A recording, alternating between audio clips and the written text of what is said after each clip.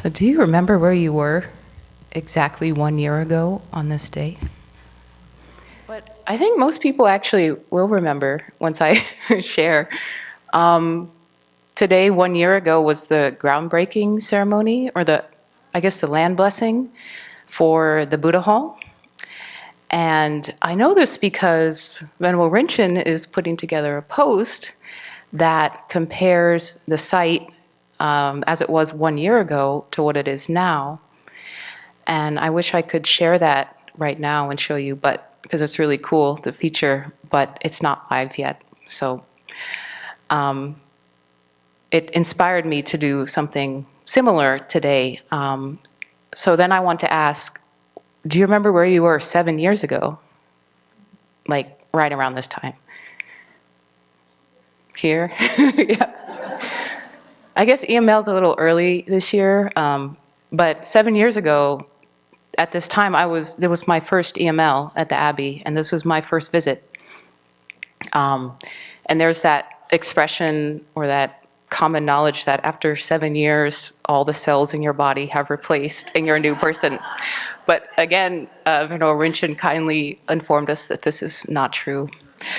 But still, I don't know, it's a neat concept. And I feel like, it's a nice chunk of time to really compare how things have changed. And so that's what I thought I'd talk a little bit about today. And so referring to the post on the soon to be on the website, comparing pictures. Okay. So on the left, you see what I think is a smirk, actually. When I left here, someone sent me that picture saying, "Look at this great picture of you." And I'm like, "Oh, that picture is awful." But it was actually the best one I could find. Somehow all the other email pictures are disappeared off of our photo archive. I don't know what happened there. But yeah, I was doing the water bowls and wearing my favorite shirt, which went missing while I was a guest here at the Abbey. So I'm still hoping one day I will find that shirt because it was from Nepal and I liked it a lot. But I had this bob haircut, as Venerable Nima used to like to tease me about. And then I guess the other picture on the right was taken a few days or weeks ago. I'm not sure exactly, but that's probably closer to what I am like now. And it's still a little bit smirky. But it seems more virtuous somehow. It probably is the robes. But I don't know, there's like this, I'm looking up instead of looking down. So yeah, pictures say a lot. But I wanted to share actually reflecting on this topic, what I've noticed. So some things have changed for the better, but I also noticed some kind of deterioration of certain things. And so I thought I'd start with that. When I first came here, I had just left behind a whole life in Washington, D.C., and I was like, I'm heading into the great beyond. I am going out west like a pioneer, and I'm just throwing out all my opinions, expectations, preconceptions. I'm a blank slate. It's like being reborn. And the hope was that something better would replace what was there before. Like a return to innocence type thing. And that was a really beautiful state of mind, actually. It was a little bit naive, but it was also very genuine and just open and receptive. So now I don't think that's often an attitude that I notice in my mind, unfortunately.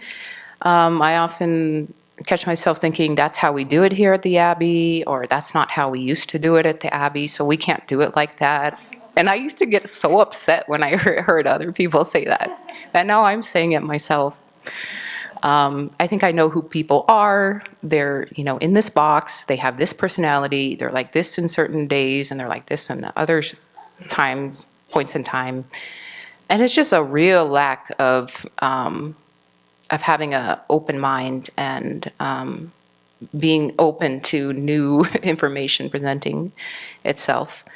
When I came here, I didn't have like an agenda, and especially when I would do the offering service, as a guest, you would just show up to the table and you would be told or asked, requested nicely to do certain things that day. And so it was really lovely in a certain way. And Venerable Losong said this the other day. It was great. I loved it. You know, I didn't have to plan. I didn't have to think about what the priorities were. I just showed up.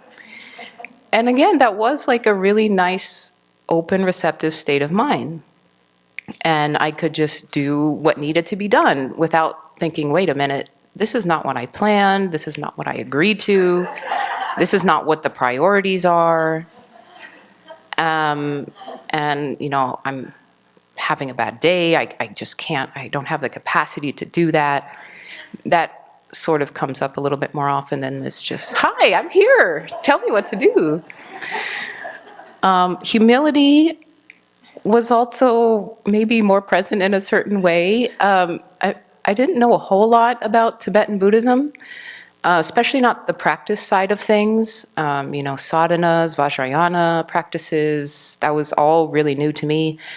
And so I was like, yeah, I'm just gonna take what I can get and just, you know, not have any kind of preconceived notions of what this is all about. And now, after being here for a while, I'm sort of like, okay, I know what that is. I know that sadhana. I know this sadhana. And, you know, that doesn't really work for me. And, you know, I tried that before. So I'm going to do this. I like this better. So, yeah, again, a closing down of the mind, thinking I know what's good for me, as opposed to being open to positive influences from others. Also, humility. I didn't care about my rank in the community because I didn't have one. That was really nice, actually. You know, I didn't have any roles, positions, titles, none of that. But now that those are there, and I see this clinging, grasping, identity formation, very uncomfortable, very unhelpful. And then service. I sincerely wanted to serve others when I got here. I admired the elders so much. I thought they were like rock stars. They started the Abbey. I owed my whole spiritual path to them, and I still do, actually.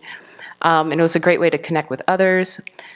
And sometimes now I see service as like, oh, that's interfering with my concentration.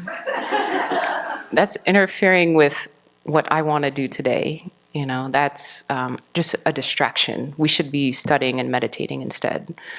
So very sad to see that, but it's there, and I really want to do something about it. So some of the more positive changes, you know, more self-honesty and transparency. I think that was one of the things I loved the most about the community when I came here. I'd never seen people be so transparent before and still like themselves, or not be crying, breaking down and sobbing in a 12-step group. But it was like, wow, being honest can be empowering. A deeper appreciation of the power of the afflictions. I was pretty clueless, and I still am, I will fully admit, when it comes to certain afflictions, just how deep and strong they are, and how my whole life has been run by them, and I didn't even see it for a lot of the time. And appreciation for the power of conditioning. That's also something I couldn't see. I knew it intellectually. I thought about talking about being an only child today and how that sort of influenced my experience at the Abbey, which I won't. But yeah, I could see how stuff I never considered before, it really has shaped who I am, how I see the world. And this has given me more compassion for other people. Having to work on my own junk, having to look at my mind day after day after day, that is hard stuff.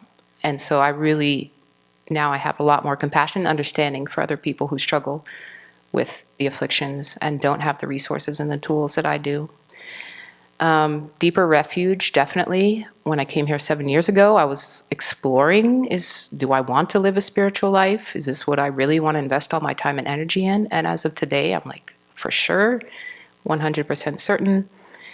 I'd say I'm more relaxed around people, more confident because of ethical conduct and purification and integrity, really getting things lined up as opposed to being all over the place and not really knowing who I am. And then less speculation and anxiety about the future. That's something I think many people are trained very well in these days, and it's certainly a habit I had. And now it's a lot better because of the schedule, because I know things will change, and things change on purpose. People, our leaders step in and change things so that we get out of this attachment to predictability, to security, stability. So things I still want to work on. Recognizing the kindness of others. I see the power of that practice, and I see how far I have to go. I still have a lot of inappropriate attention, focusing on faults, getting into criticizing people, myself, having more compassion for others, definitely. A lot of unrealistic expectations of myself and others gets in the way of compassion. Humility. The longer I've been here, the more arrogance has become apparent to me, and just how many problems it's caused me throughout my life. I've felt very disconnected in many ways, and I totally didn't see that as related to arrogance, but I see it more and more. So practicing the antidotes and just being more open and flexible on a daily basis, I think that will help, reduce the size of the head, which, as you can see, is quite large.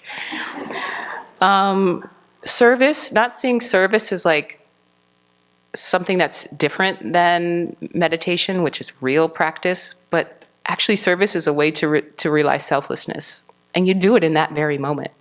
So to really get that through my thick skull, that service is a means to realize selflessness and emptiness. Letting go of my agenda even more, just being happy to contribute in whatever way I can. It's surprising how easy it is for me to forget this, how joyful swarms and last-minute requests for help actually are. And then just continuing to deepen my trust in the Dharma and the Sangha and the teacher and the path. So those are my reflections on 7 years living and training at the Abbey.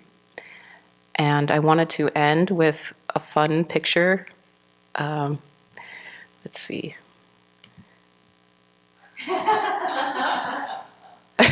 So you might recognize 2 of these people. This was the end of the 1-month retreat, winter of 2017. So we have made it a long way, Venerable Mum. And may we keep going in this direction.